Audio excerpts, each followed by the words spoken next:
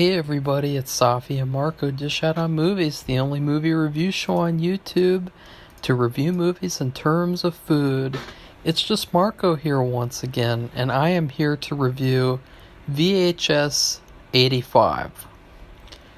I did not review the last VHS movie. I can't remember why, but I kind of wanted to review this one for fun, because I just watched that terrible Exorcist, and I really wanted to just have fun and watch a horror movie.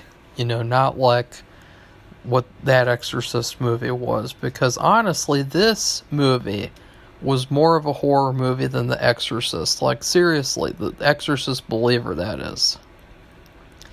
And it had some problems, but I had fun with it, and I feel like, so far, it's my favorite VHS movie of the series, because I'll restate what I hate about anthology movies, because I think that it's important to take note, since a lot of people, you know, they really love the first one, the second one, and they feel like those were the greatest, and everything else is just trash. I hate anthology movies a lot of the times because it's very predictable what happens. Everybody dies, or everybody's evil, you know, but it's always like, usually everybody dies at the end. And I really hate that, because I feel like it's a waste of time to watch whatever story I'm watching, because what's the point? Like, unless it's actually done well, like, let's see, can I think of anything off the top of my head? Yeah, I don't know. I guess The Great Escape, you know, I just saw that movie for the first time last week. I really love that movie, and I would say it's definitely one of the best movies ever. And at the end of that movie, like, a lot of the characters die. So, you know, that's a movie where it was done very well, and I did not regret watching it. So, I'm going to go through each segment, what I liked and didn't like, and then I'm going to go through some of the funny notes that I took about some of these sequences. There's one thing I'm confused about, though, and I'll get to that, because first off, I did not really like the framing of this movie. I didn't like how it wasn't like a story where, like, people find a tape and it has all these tapes on it or something. Like, I didn't... They said something about, like, archive footage at certain points of, like, as if this is a documentary or something. I didn't really like that. I thought that it made it feel too much like a movie and not like actual found footage. It didn't feel like, it didn't feel authentic in the same way that, like, I guess the last one that I reviewed felt, you know, where there was like a SWAT team and they found all these videos. Excuse me. Sorry. But I still liked it. I still would recommend this movie, and despite its flaws, and I feel like it's a much better decision to watch this movie than to watch the new Exorcist.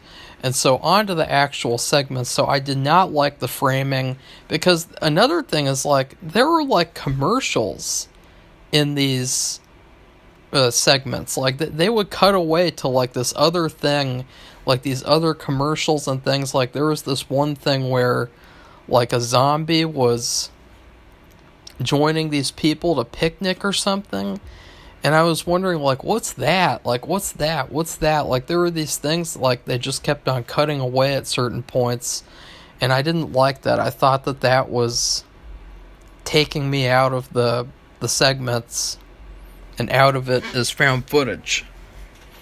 So the first segment is called No Wick, and it's also connected to another segment called Ambrosia. This is about a group of young people who are vacationing, and they go to this lake that they're not supposed to go to, and they go swimming on there. Well, they go swimming and they take a boat out there, and all of a sudden they all get attacked with a sniper rifle or a hunting rifle, and they all die.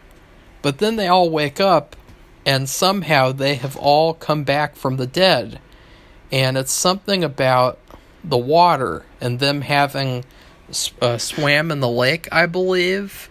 So the water from the lake, like, helps you come back from the dead or something. And then they go back to their RV, and the one girl who didn't swim in the lake, she is actually dead. And then on the RV that they took there is the number 7. Now, I thought that this segment was okay. It had a lot of, like, unintentionally funny moments about it. Like, there was this part where there's this guy and he's looking at the camera and you think that he's dead, but he's sleeping or something, and then he wakes up, and it's really hilarious looking. And then he's on the shore, and he opens up his life vest and he takes out an intestine, and the guy says, "Does it hurt?" Like, he says that with all seriousness, like, "Does that hurt?" And I understand what they were trying to do, because, you know, these people are zombies essentially, and so there's something about it to where it's like, oh, it doesn't hurt because they're all healed up, or I don't know. It was very weird and odd and funny. And then, of course, they say, like, "Are we like zombies or something?" And then the main guy, he finds his dead girlfriend and he just screams, and it's so hilarious. Like, he drops the camera and he finds her and he's like, "Ah!" It's just hilarious. I was like, God, this is something. Now, that segment, I give it a C, because I kind of like the idea of them being on this boat and they're being shot at. I mean, that was a very real world type of thing. Like, I felt like that could have been a lot scarier and a lot more interesting. And then, of course, they do the zombie thing. And honestly, the zombie thing doesn't feel like it's necessary, because it doesn't really connect to the second story mostly. Like, there's this one little thing that kind of connects it, and other than that, it doesn't feel connected though. Like, it feels like part 1 and then I guess part 2, if that makes any sense. The next segment is God of Death. I actually liked what this segment was trying to do. There are these people at this TV station, and there's this, like, earthquake or something, and the building is collapsing, so they all go underground, and they find these underground tunnels with Mayan ruins. And I thought that the atmosphere was very, very creepy, and I really liked that a lot, the ideas of this episode. And then they actually show this Mayan god person thing, or I guess it's just a god, and it's like the scary monster person, and I thought that it had a really cool design, and it looked a lot better than the Atlanteans from Black Panther 2, Wakanda Forever. So I really loved the monster design and the atmosphere, and there was some nice nudity too, which I really appreciated. Is like, oh, we're not afraid to have that in our movie, because, you know, we're normal people. We're not these weirdos that, you know, feel like, oh, we can't do that in movies anymore. And so the twist is, it turns out that it was all the fault of this one woman working there, and she wanted to sacrifice everyone to bring back and resurrect this Mayan god. And she gets naked and she tears out the main character's heart, and she either eats it or she gives it as a tribute to the Mayan god. That was cool. That was pretty cool. I mean, it could have been better again, but I thought that was cool. And once again, I will say, because I said it with the last movie, and the last movie, the subtitled sequence was actually the best sequence in the movie, and this time it might actually be as well. But I said last time, the subtitles kind of take me out of the movie a little bit because it reminds me that it's a movie and it's not really found footage.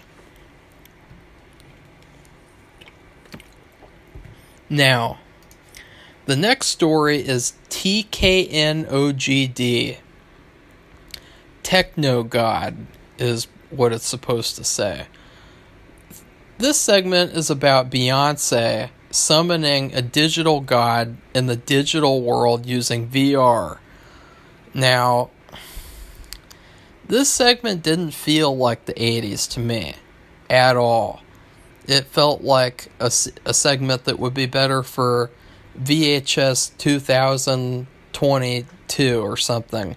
It didn't feel like the 80s, except for the design of the digital world was kind of like 80s synthwave background picture type of thing, like for music, 80s synthwave music on YouTube.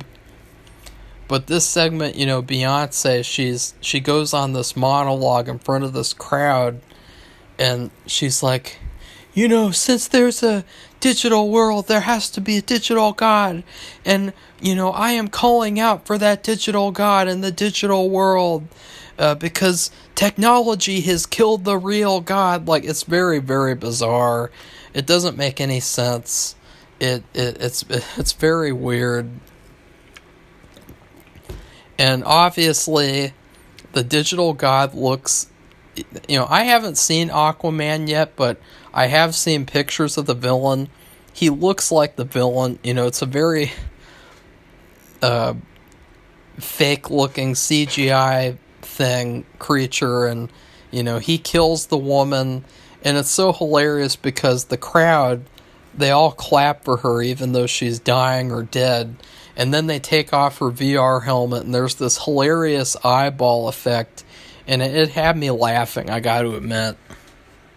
I give this segment a C-. I really don't know what they were doing with this one. I think it was the shortest one, and I can see why, because there wasn't really that much of an idea. I mean,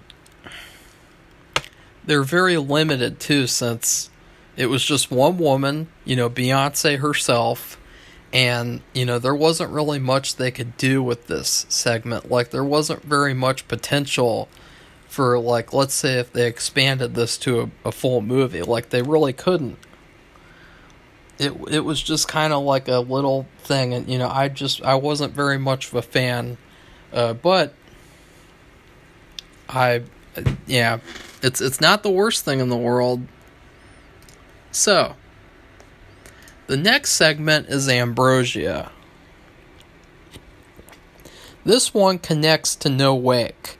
And at the end of No Wake, the zombie people, they say that we're going to get revenge on that person who killed us, or tried to, because we got the license plate of the truck. So, they get revenge by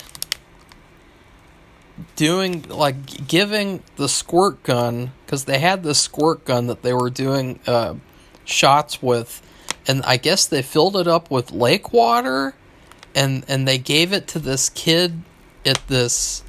Oh, okay. So they gave this squirt gun to the kid at this house, and we're wondering, what's this? What's going on here? And so the purpose was because they called the cops on this cult. So there's this cult of 7 at this house, and the leader is this really crazy woman. She did a really good job.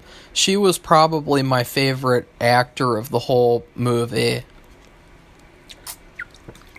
She was like a reverse Final Girl, and she takes the squirt gun right off the bat, And we're wondering, like, what's going to happen with this? Is this just a little joke? And then we'll see the other people later. But no, they gave the kid the squirt gun because they wanted the kid to squirt himself with the lake water so that he would be saved from the SWAT team coming and massacring this insane, evil cult. And so I like the fact that we saw the first segment from the killer's POV because she took a video of herself doing it. I thought that was really cool. That was really unexpected. And then there's a big shootout, and she's the last one left.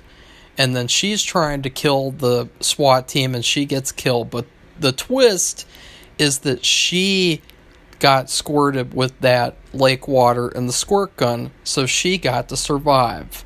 And so the person who actually did the shooting was the one who got to survive, this kind of reverse final girl. I thought that was really, really cool. So I give this segment a B plus now that I think about it. I really like that. Even though I kind of wanted to see those people again, the zombie people. That's the thing that I was kind of confused about, but now I understand. Now I get it. Because they said they wanted to get revenge, and I thought we'd see them again specifically, but we didn't. But now I understand. The second to last story is Dream Kill. Oh, and I gave Ambrosia a B+. Did I say that?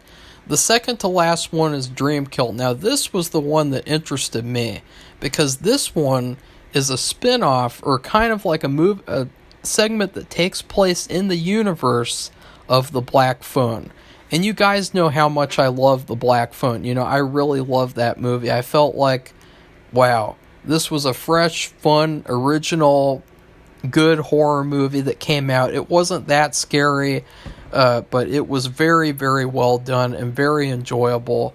I watched it again this year, and I still really, really like it. This is made by the same people, the same writer and director, Dream Kill. It's all about these snuff tapes that are being sent to the police, and they're of murders that haven't been committed for 2 weeks. So these tapes are coming in 2 weeks before the murders, and they're all being sent by this goth kid. He has dream powers similar to the girl in The Black Phone, and he gave them the tapes because he wanted to warn them. And then we find out that the detective's partner is actually the killer, because they try to stop the third tape from coming true. And the detective's partner is actually secretly tied to all the murder victims, and the detective figured it out, and he gets killed and double-crossed, and so then the third murder still takes place, because, the goth kid dreamed about it. You can't stop it after it's been dreamt of, essentially. And then the killer comes back to the police station to kill the goth kid. The goth kid is asleep, so he has a dream that he goes on a shooting rampage, and then the goth kid kills him. I thought that this sequence was really good too. I felt like it was like an actual movie, more than it was like a found footage segment. It felt a lot like this could have been all on its own.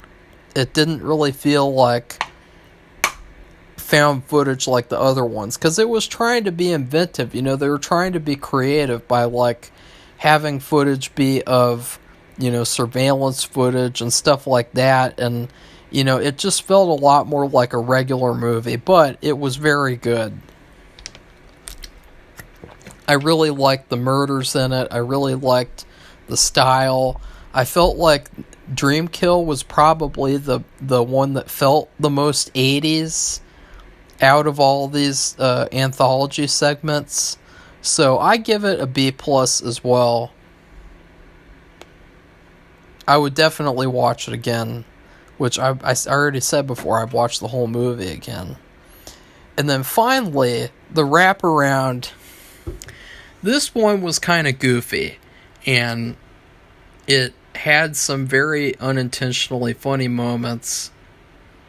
It's all about this kid, or this alien humanoid thing that can transform into different forms, whatever it wants, and this university is monitoring it. And there's this hilarious part where this woman is crying, and she's really distressed talking to this guy, and then we pan over to this other guy, and he's just casually emptying chips into his mouth. Then let's see, what else? Because I wrote these notes down. Oh yeah, and then the alien humanoid transforms into one of the people there studying him, and the guy asks him, do you want to see the tape again of him imitating you? And the camera zooms into him, and he just has this, like, disturbed face, and the narrator says, no, Gary does not want to see it again. That was really hilarious. That was like, that was kind of unintentionally funny. And then, of course, at the very end, they want to give the alien humanoid adrenaline for some reason. And they're giving him all this stuff to look at, too, so that he can study our culture and learn about things. So he's been watching this exercise tape, which was, I guess, also another 80s type of thing that, that was very 80s. And the guy giving the shot, he gets really scared, and then one of the other people is like, it's okay, he's just furious. Like, come on, guys, like, that was a line in this movie. It's okay, he's just furious. That was bizarre. But then obviously he kills everyone, and then the twist is that he just did it so that he could use his alien tentacles to make all these people dance like the people in the workout video. That was actually really funny. So I kind of liked that segment. I liked how goofy it was. I kind of liked the idea. It reminded me a little bit of The Blob. And I really liked the effect, the practical effects. So I would give this segment another B+. B+. So all in all, I don't know if I could rate this in terms of food because, number one, Safi is bothering me because I have to go do something now. Wait a second, guys. I think I'll give this in terms of food, this kind of reminds me a little bit of, like, there was this one, we did that Greek festival thing. We got this platter from that, where it was some sort of like a Greek platter with different items on it, like there was sausage what was that? I'm having trouble thinking because Safi keeps bothering me. Sorry, everyone. She even though she's not on this video, she still found a way to ruin it. So, I think it was called like a matzah platter. Matzah. No, it's not matzah like, Jewish food. I'm looking it up on Google. Oh, matzo platter. Yeah, is that what it was? I have no fucking clue. Oh, matzah plate. Or, no, what did they call... What was this dish? It was like a dish with, like, different, like, olives, feta cheese, and sausage of some kind. And it was pretty good. It was just, like... It was fun to have that one time. And so I really liked it. I really liked pretty much all the Greek food we got. Although I kind of felt sick that day because of how ill I was at the time. But that was like the whatever platter. I can't even remember what it was called. So that's what this movie is. It's a Greek platter. I would recommend watching it because it's fun. It's not the greatest thing in the world, it's not very scary. It is scary at certain points a little bit, but it's still a lot of fun. So please like this video, comment, and tell me what you thought about it. And then please subscribe to our channel if you'd like to see more honest movie reviews. Goodbye, everybody. See you soon.